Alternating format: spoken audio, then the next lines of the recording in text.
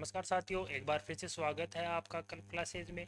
मैं मनीष कीचड़, वरिष्ठ अध्यापक, आप सब साथियों के लिए लेके आया हूँ राजस्थान की कला एवं संस्कृति। इससे पूर्व की क्लास हुई थी हमारी। उन क्लासों में हमने चर्चा की थी राजस्थान की कला संस्कृति में अपने जो लोक देवता हैं। इम्पोर्टेंट टॉपिक है, यहाँ से प्रत्येक एग्जाम में आपसे क्वेश्चन पूछे जाते हैं। जो राजस्थान की सेकंड ग्रेड वरिष्ठ अध्यापक के अलावा जो अन्य एग्जाम हैं, फिर चाहे वो आपकी ग्राम विकास अधिकारी हो और आपकी जो थर्ड ग्रेड है, आपकी जो कृषि पर्यवेक्षक एग्जाम है, प्रत्येक एग्जाम में इस टॉपिक से आपसे क्वेश्चन पूछे जाते हैं। ठीक है साथियों, आज हम इस टॉपिक को हम आगे बढ़ाते हुए हम चर्चा करेंगे जो राजस्थान के प्रमुख लोक देवता हैं, देवनारायण जी और मल्लीनाथ जी के बारे में। ठीक है साथियों, तो हम बिना समय गंवाए अपने जो टॉपिक है उसको स्टार्ट करते हैं और बात करते हैं जो इससे टॉपिक से आने वाले इम्पोर्टेंट क्वेश्चन है वहाँ उनके बारे में, और एग्जाम की दृष्टि से इम्पोर्टेंट बातों के बारे में। ठीक है साथियों, हम स्टार्ट करते हैं राजस्थान के जो लोक देवता हैं देवनारायण जी के बारे में। ठीक है साथियों, जो राजस्थान के जो लोक देवता देवनारायण जी हैं, इनका जन्म है सन 1243 ईस्वी में होता है, और जो जन्म स्थान है वो गोठ, जिसको हम डुंडावत के नाम से भी जानते हैं, आसिंद भीलवाड़ा में। ठीक है साथियों, इनका जो जन्म है वो आसिंद भीलवाड़ा में होता है, और इनके पिता है वो सवाई भोज होते हैं, और इनकी माता है वो सेडू गुजरी होती है, जिसको हम सेडू खटानी के नाम से भी जानते हैं।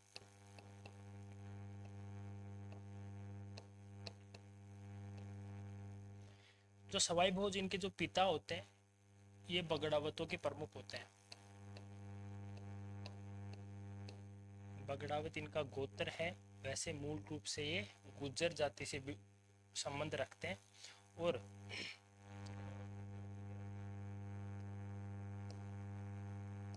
इनका जो गोत्र होता है वो बगड़ावत होता है। ठीक है साथियों, तो इनके जो पिता होते हैं सवाई भोज, वो बगड़ावत प्रमुख होते हैं। ये अपने 23 भाइयों के साथ मिलकर, तो स्वयं को मिलाकर ये 24 भाई हो गए। 24 भाई मिलकर जो इनका जो बिनाई के जो ठाकुर होते हैं, इनके साथ इनका संघर्ष होता है। ठीक है साथियों, इनका जो संघर्ष होता है वो बिनाई के ठाकुर के साथ होता है, और इस संघर्ष में ये सभी भाई क्या होते हैं, वीर गति को प्राप्त हो जाते हैं। तो जब इनके सभी भाई ये वीर गति को प्राप्त हो जाते हैं, तो इनकी माता सेडू गुजरी अपने जो पुत्र होता है इनका उदय सिंह, उनको लेकर ये मालवा चले जाते हैं अपने पीहर, अर्थात अपने जो उदय सिंह है वो अपने मामा के यहाँ अपने ननिहाल चले जाते हैं। ठीक है साथियों, वहाँ इनकी जो विवाह होता है पीपल दे के साथ होता है। पीपल दे जो धार नगरी के जय सिंह परमार की पुत्री होते हैं, इनके साथ इनका विवाह होता है।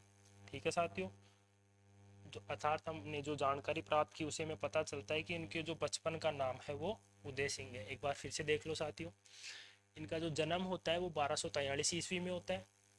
कहाँ होता है, आसिंद भीलवाड़ा में, गोट डूंडावत में। इनके जो पिता हैं वो सवाई भोज होते हैं। इनका जो सवाई भोज और इनके जो 23 भाई होते हैं, उनका संघर्ष किसके साथ होता है, बिनाय के ठाकुर के साथ। ठीक है साथियों, उस संघर्ष में इनके सभी भाई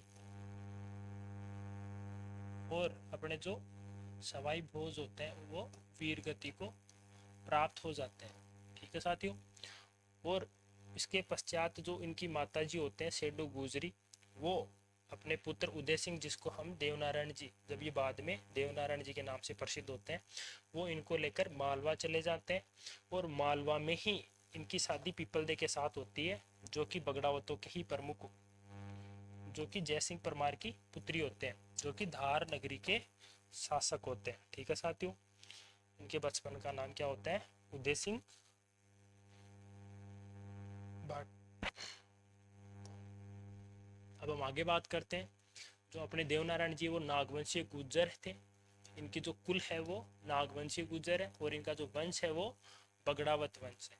इनको विष्णु के अवतार के रूप में भी माने जाते हैं। इससे पूर्व भी हमने एक लोक देवता है अपने जो कि राम, जो विष्णु के या और कृष्ण के अवतार के रूप में पूजे जाते हैं, अपने रामदेव जी। ठीक है साथियों, जिसको हम रामसा पीर और जाहिर पीर भी बोलते हैं। ठीक है साथियों, आगे हम बात करते हैं। इनके जो घोड़ा है वो लीलागर के नाम से प्रसिद्ध है। इससे पहले भी हम लोग देवताओं के घोड़ों के नाम हमने देखे हैं। अब मैं दोबारा वो नाम आपको नहीं बताऊंगा, आप फिर से उनको याद कीजिए। मैं उनके नाम एक बार आपको शॉर्ट में बता देता हूँ। एक आपका नाम था केसर कालमी, एक नाम था आपका जावड़िया,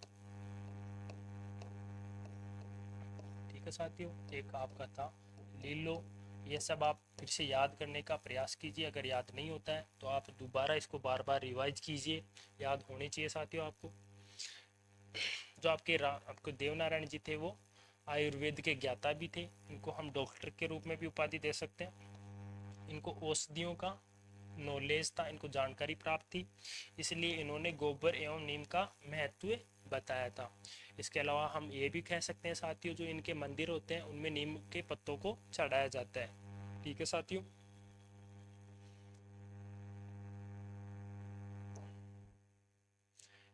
अपने जो देवनारायण जी हैं उनके बारे में जानकारी है वो अपनी लक्ष्मी कुमारी चुंडावत जो राइटर होते हैं, उन्होंने एक बुक लिखी थी बगड़ावत नामक। उस बगड़ावत नामक किताब में 24 बगड़ावतों की कहानियाँ लिखी गई है। वहाँ से उसका उल्लेख प्राप्त होता है। जो इनके पिता अपने भाइयों सहित विनायक ठाकुर के साथ जो संघर्ष करते हैं उसका जो उल्लेख है वो इस किताब में अपन को देखने को मिलता है। इनके जो देवरे होते हैं, इनके जो मंदिर होते हैं, वहाँ पर इनके ईंटों की पूजा की जाती है।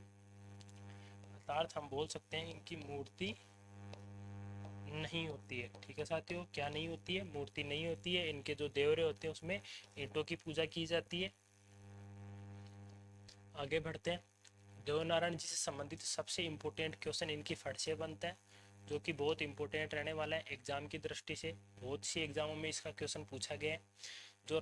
जो सबसे लंबी और सबसे पुरानी फड़ के नाम से प्रसिद्ध है। ठीक है साथियों, सन 1992 में 2 सितंबर 1992 में इनकी फड़ के ऊपर जो डाक टिकट है वो जारी किया गया था। उसके अलावा जो स्वयं देवनारायण जी है उनके ऊपर भी सन 2011 में जो अपने सचिन पायलट उस समय केंद्रीय मंत्री थे, उन्होंने इनके ऊपर डाक टिकट जारी किया था। ठीक है साथियों, जो इनकी फड़ है जो कि सबसे लंबी और सबसे पुरानी है, उसका वाचन जो गुज्जर के भोपे होते हैं वो जंतर वाद्य यंत्र के साथ करते हैं। ठीक है साथियों, जैसा कि आपको चित्र में दिखाई दे रहा होगा, ये जो आपकी डाक टिकट है, 5 रुपए की डाक टिकट है ये। ठीक है साथियों, इस 5 रुपए की डाक टिकट के ऊपर जो ये डाक टिकट है वो इनकी जो फड़ है उसके ऊपर है, और इनकी फड़ का वाचन है वो जंतर वाद्य यंत्र के साथ किया जाता है। इस जंतर वाद्य यंत्र को इस प्रकार इस स्थिति में रखकर इसका वाचन है वो किया जाता है। ठीक है साथियों, जो इनकी फड़ है उसका निर्माण जो आपके भीलवाड़ा जिले के ही एक स्थान शाहपुरा स्थान से एक समस्त जो जोशी परिवार है, वो समस्त जोशी परिवार इनकी तो फड़ को बनाने के लिए प्रसिद्ध है। उनमें जो सर्वश्रेष्ठ नाम हमको देखने को मिलता है वो है श्री लाल जी जोशी। श्री लाल जी जोशी को राष्ट्रपति के हाथों अवार्ड भी दिया गया। उस समय जो राष्ट्रपति थे अपने, वो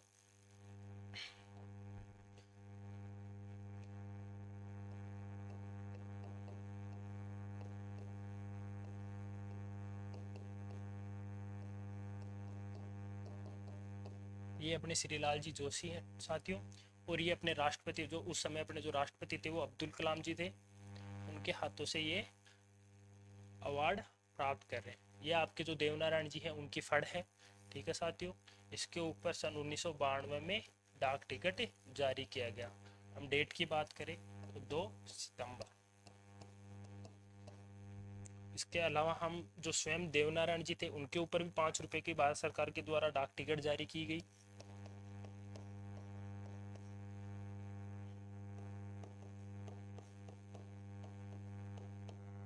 और वो राजनेता जिन्होंने डाक टिकट जारी की वो अपने सचिन पायलट थे। उस समय वो केंद्रीय मंत्री थे, और सन 2011 में इन्होंने देवनारायण जी के ऊपर डाक टिकट जारी की। यहाँ पर साथियों एक इम्पोर्टेंट चीज़ ये रहने वाली है, कि अपने जो देवनारायण जी की जो फड़ है उसके ऊपर भी डाक टिकट जारी की गई है और स्वयं देवनारायण जी है उनके ऊपर भी डाक टिकट जारी की गई है। तो इन दोनों में कंफ्यूज नहीं होना। इन दोनों को पहले इनकी फड़ जो अधिक प्रसिद्ध है उनके ऊपर डाक टिकट जारी हुआ और उसके पश्चात जो अपने देवनारायण जी है उनके ऊपर डाक टिकट जारी हुआ। ठीक है साथियों, इस चीज़ को भूलना नहीं है। एग्जाम में आप लोग कंफ्यूज हो गए तो आपका क्वेश्चन गलत होने की संभावना यहाँ से बढ़ जाती है। ठीक है साथियों,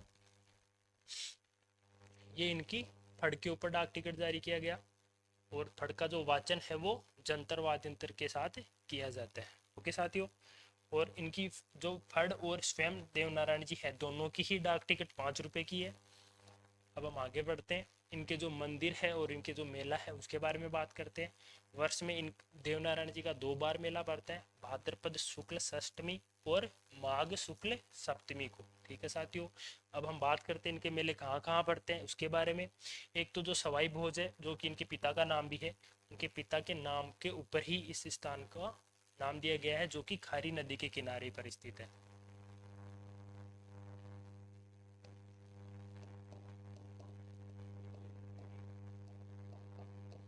ठीक है साथियों, जो कि कहाँ पर स्थित है, खारी नदी के किनारे पर स्थित है।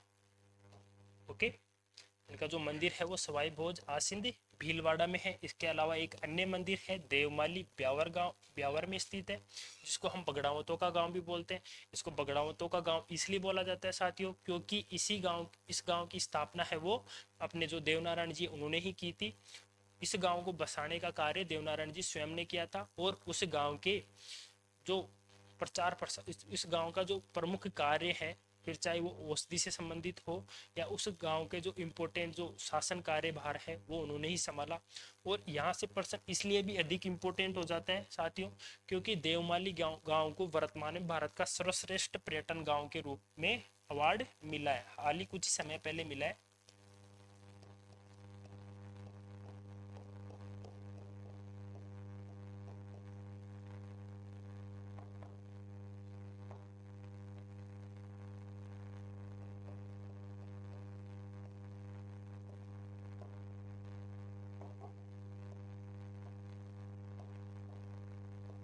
ठीक है साथियों, अपने जो देवमाली गांव है उसको भारत का सर्वश्रेष्ठ पर्यटन गांव के रूप में दर्जा प्राप्त है। इस गांव में आज भी जो देवनारायण जी की जो शल्य चिकित्सा है, जो कार्य है उनका प्रसिद्ध है, वो कैंसर इलाज के लिए प्रसिद्ध है।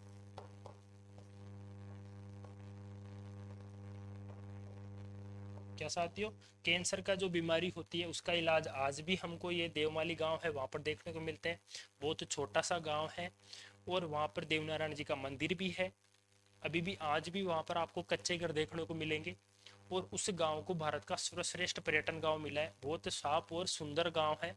आप लोगों को मौका मिले तो आप भी वहाँ पर जाके आओ और वहाँ पे जो चीज़ें हैं उनको देखने का आनंद प्राप्त करो। ठीक है साथियों, अभी कुछ ही समय पहले आपकी एक फिल्म आई थी जोली एलएलबी।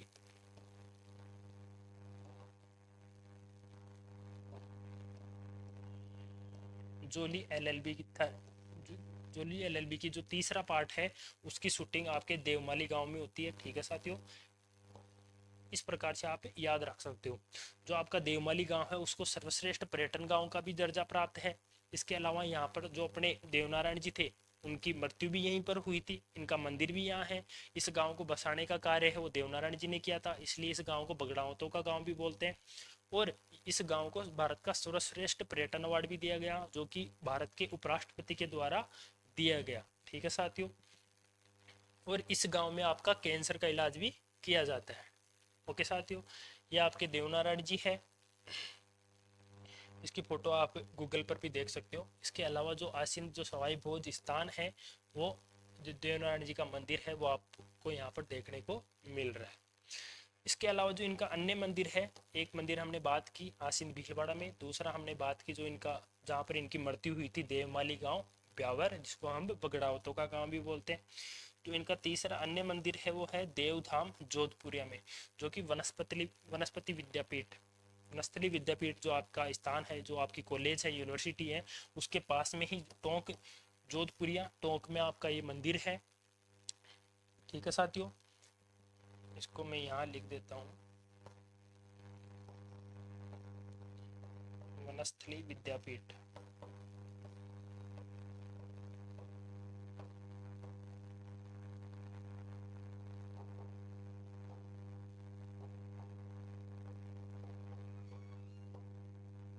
वनस्पति वनस्पति वनस्थली विद्यापीठ के पास ही ये जो देवधाम जोधपुरिया है वो इनका मंदिर है। उसके अलावा जो अन्य इनका जो मंदिर है वो देव डूंगरी पहाड़ी चित्तौड़गढ़ के ऊपर है।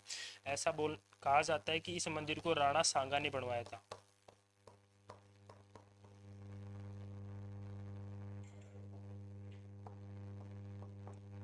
क्या साथियों, इस मंदिर को किसने बनवाया था? अपने राणा सांगा ने।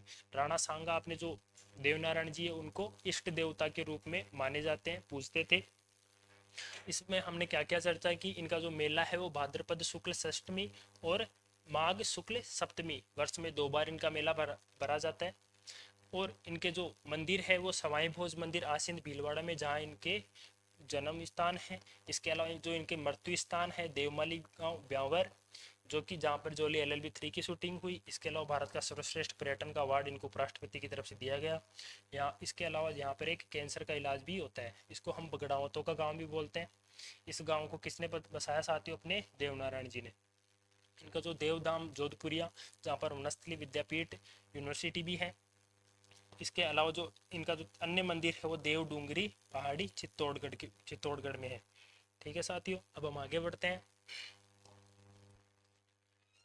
यह आपके श्री लाल जी जोशी, जिनको राष्ट्रपति अब्दुल कलाम जी के द्वारा अवार्ड दिया जा रहा है, ये इनकी फड़ है, जिसके ऊपर 2 सितंबर 2022 को डाक टिकट जारी की गई, जो कि राजस्थान की सबसे प्रचलित और सबसे बड़ी फड़ है, फड़ के रूप में प्रसिद्ध है।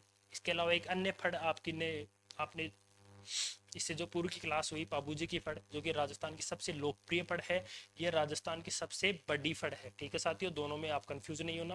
राजस्थान की सबसे लोकप्रिय फड़ के रूप से जो प्रसिद्ध है वो है आपकी पाबूजी की फड़, और जो राजस्थान की सबसे बड़ी फड़ है वो आपकी देवनारायण जी की फड़। देवनारायण जी की फड़ के ऊपर डाक टिकट जारी किया गया 2 सितंबर 1992 को। ठीक है साथियों, कितने रुपए का डाक टिकट जारी किया गया? 5 रुपए का। इसके अलावा जो देवनारायण जी स्वयं है उनके ऊपर भी 5 रुपए का डाक टिकट जारी किया गया। वो कब किया गया? अपने जो सचिन पायलट है उस समय, आपके सचिन पायलट जो केंद्रीय मंत्री होते हैं 2011 में, उन्होंने अपने जो देवनारायण जी है उनके ऊपर डाक टिकट जारी किया गया। ठीक है साथियों, उसके अलावा हमने जो बात की इनके जो मेले हैं और उनके जो मंदिर है उसके बारे में, यह आपकी देवनारायण जी की स्वयं की डाक टिकट है, और ये है आपके सचिन पायलट उसका विमोचन कर रहे हैं, उसको प्रदर्शन कर रहे हैं। ठीक है साथियों, अब हमारा जो अगला जो लोक देवता है मल्लीनाथ जी, उसके बारे में हम चर्चा करते हैं।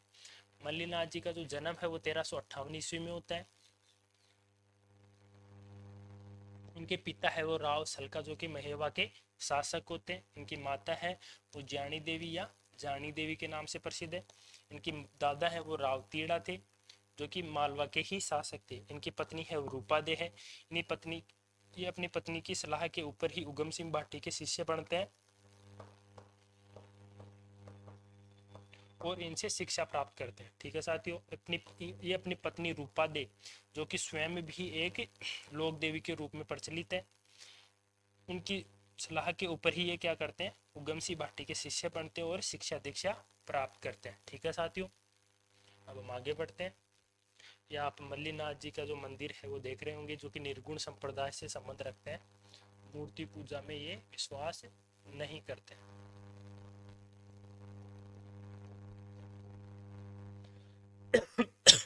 जो कि निर्गुण उपासक होते हैं।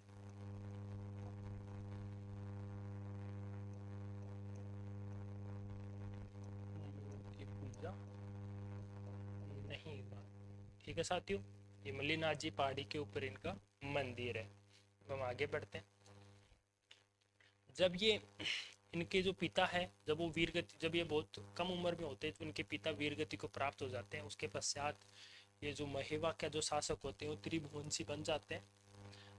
जब 1376 ईस्वी में ये त्रिभुवनसी को हराकर उनके साथ युद्ध कर उनको हटाकर स्वयं शासन का कार्यभार संभाल लेते हैं। इसके पश्चात 1378 ईस्वी में ये जो 13 दलों को संगठित कर जो दिल्ली के जो शासक होते हैं फिरोज तुगलक, जिनका शासन 1351 से 1358 ईस्वी तक चलता है। और उनका जो मालवा के जो सूबेदार होते हैं, देखो साथियों, तो दिल्ली के जो शासक होते हैं वो स्वयं आकर युद्ध ना करके, जो प्रत्येक जो इनके ठिकाने होते थे, जो इनके राज्य होते थे, वहां पर एक सूबेदार नियुक्त कर दिया करते थे। उस समय जो मालवा के सूबेदार थे वो निजामुद्दीन थे। तो जो अपने मल्लिनाथ जी होते हैं वो निजामुद्दीन के साथ युद्ध करते हैं। और इस युद्ध में ये अपने जो सभी लोग होते हैं मालवा के, अपने भाइयों के साथ मिलकर 13 दलों में बंटकर इनके साथ युद्ध करते हैं। इससे संबंधित एक हम कहावत भी पढ़ते हैं, 13 तुंगा भांजिया माले सलखानी। ठीक है साथियों, ये इसी से संबंधित एक कहावत है कि 13 भागों में बंटकर पूरे मालवा को ये वापस जीत लेते हैं। ठीक है साथियों, उसके अलावा ये मारवाड़ के 1399 ईस्वी की बात है, इन्होंने उगम सिंह भाटी से शिक्षा दीक्षा प्राप्त की और ये स्वयं संत बने। और 1399 में मारवाड़ के सभी संतों को इकट्ठा कर कर एक महायज्ञ का आयोजन करते हैं, जिसको हम हरि कीर्तन से बोल रहे हैं, हरि कीर्तन के नाम से जानते हैं। एक महायज्ञ का आयोजन करते हैं। और उसी वर्ष 1399 में ही जो ये आपका तिलवाड़ा है बाड़मेर में, जो कि कहाँ पर स्थित है, अपनी जो लूणी नदी है उसके किनारे पर स्थित है। और वहीं पर ये वीर गति को प्राप्त हो जाते हैं, इनकी मृत्यु हो जाती है। और यहीं पर इनका मंदिर बना हुआ है। और प्रतिवर्ष एक इनका मेला यहीं बढ़ता है। ठीक है साथियों, जिसको हम पशु मेला के रूप में भी जानते हैं। एक बार फिर से देखिए साथियों, सभी जानकारी हम वापस से प्राप्त करते हैं। जो मल्लिनाथ जी होते हैं उनका जन्म 1358 ईस्वी में होता है। इनके जो पिता होते हैं वो राव सलका होते हैं, जो कि महेवा के शासक होते हैं। इनकी माता है वो ज्ञानी देवी होती है। इनके दादा है वो राव तीड़ा होते हैं। इनकी पत्नी है वो रूपादेव होती है। अपनी पत्नी की सलाह पर ये क्या उगम सिंह भाटी के क्या बन जाते हैं, शिष्य बन जाते हैं।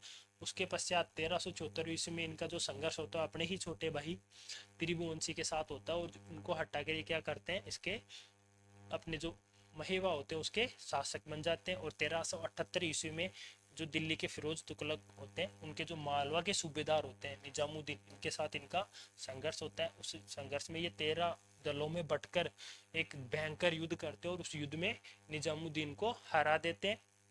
ठीक है साथियों, उसके पश्चात 1399 में ईस्वी में ये सब मारवाड़ के सभी संतों को मिलकर एक हरि कीर्तन का आयोजन करते हैं। और 1399 ईस्वी में ही ये जो लूणी नदी के किनारे तिलवाड़ा बाड़मेर में मृत्यु को प्राप्त हो जाते हैं। ठीक है साथियों, जहाँ पर इनका मंदिर बना हुआ है और वहीं पर इनका प्रतिवर्ष मेला लगता है, और जिसको हम पशु मेला के रूप में जानते हैं। ठीक है साथियों, इसके अलावा उन्होंने अपने संपूर्ण जीवन में एक महत्वपूर्ण कार्य किया। एग्जाम में बहुत बार पूछा जाता है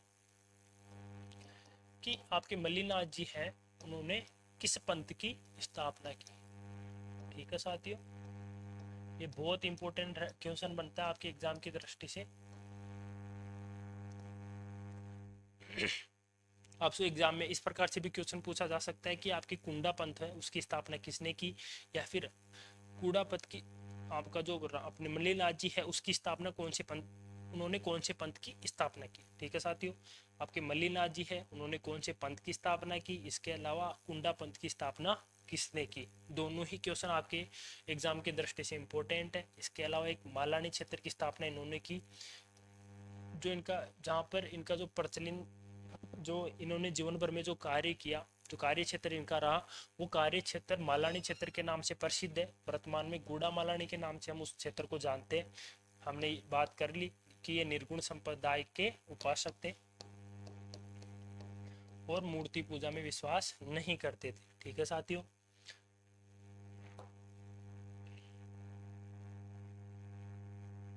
इस क्लास में हमने चर्चा की देवनारायण जी और अपने जो मल्लिनाथ जी है उनके बारे में। इनके जो इम्पोर्टेंट क्वेश्चन है एग्जाम में पूर्व में आए हुए क्वेश्चन है उसके बारे में हम अगली क्लास में हम चर्चा करेंगे।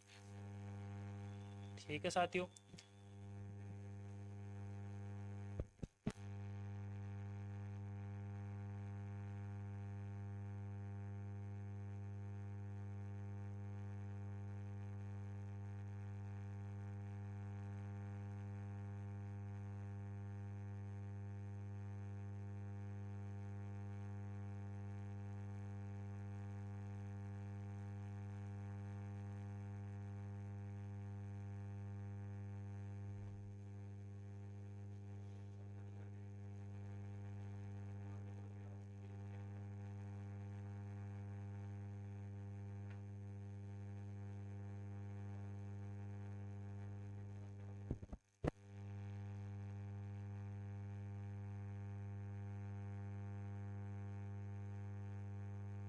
ठीक है साथियों, एक बार हम फिर से देख लेते हैं जो हमने आज पढ़ा है। सबसे पहले हमने पढ़ा देवनारायण जी के बारे में। तो देवनारायण जी है, उनका जो जन्म स्थान होता है वो आसिंद भीलवाड़ा में होता है। इनके जो पिता होते हैं वो सवाई भोज जी होते हैं, जो कि सवाई भोज और इनके जो 23 भाई हैं उनका जो संघर्ष होता है मालवा के जो ठाकुर होते हैं उनके साथ इनका संघर्ष होता है। और उस संघर्ष में इनके जो सभी भाई हैं उनके साथ इनके जो पिता होते हैं सवाई भोज, वो वीरगति को प्राप्त हो जाते हैं। उसके पश्चात ये अपनी माता शेडू गुजरी के साथ मालवा चले जाते हैं और वहीं पर इनकी शादी किसके साथ होती है, अपने पित्तलदे के साथ होती है, जो कि इनकी पत्नी बनते हैं और जो कि जयसिंह परमार की पुत्री होते हैं, जो कि धार नगरी से संबंध रखते हैं। इनके बचपन का नाम उदय सिंह होता है। उसके बाद में हमने पढ़ा जो कि जो अपने देवनारायण जी है वो नागवंशीय गुज्जर से संबंध रखते हैं और इनका जो वंश है वो बगड़ावत वंश है। उसके बाद में हमने बात की कि इनको हम विष्णु के अवतार के रूप में भी पूजे जाते हैं। एक अन्य लोक देवता है रामदेव जी, जिनको हम विष्णु या कृष्ण के अवतार के रूप में पूजे जाते हैं। इनके जो घोड़ा है वो लीलागर के नाम से प्रसिद्ध है और इनको हम आयुर्वेद के ज्ञाता और गोबर और नीम के महत्व को समझाने के इन्होंने प्रयास किया। इसके अलावा एक बुक है जो कि लक्ष्मी कुमारी चुंडावत ने लिखी, किताब का नाम है अपने बगड़ावत, और इसी किताब में हमें 24 बगड़ावतों की कहानियाँ देखने को मिलती है। इनके मंदिरों में हमें ईंटों की पूजा की जाती है और मूर्ति की पूजा देखने को नहीं मिलती है। इनकी जो फड़ है जो कि राजस्थान की सबसे लंबी और सबसे प्रसिद्ध फड़ है। इस फड़ को हम जो गुज्जर जाति के जो भोपे होते हैं उन्हीं के द्वारा इसका वाचन किया जाता है। और कौन से वाद्य यंत्र, आपने जंतर वाद्य यंत्र के साथ इस फड़ का वाचन किया जाता है। ठीक है साथियों, इसके अलावा जो अब इनकी फड़ है उनके ऊपर 2 सितंबर 1992 को डाक टिकट जारी किया जाता है। उसके पश्चात जो स्वयं देवनारायण जी है उनके ऊपर भी 2011 में जो उस समय जो केंद्रीय मंत्री होते हैं वो सचिन पायलट जी के द्वारा जो डाक टिकट जारी किया जाता है। दोनों के ही ऊपर 5 रुपये का डाक टिकट जारी किया जाता है। उसके बाद में हमने बात की इनका जो मेले के बारे में। इनका मेला वर्ष में 2 बार बढ़ता है, भाद्रपद शुक्ल षष्ठी और माघ शुक्ल सप्तमी को। इनका जो इनके जो मंदिर है सवाई भोज मंदिर, जहाँ पर इनका जन्म स्थान है।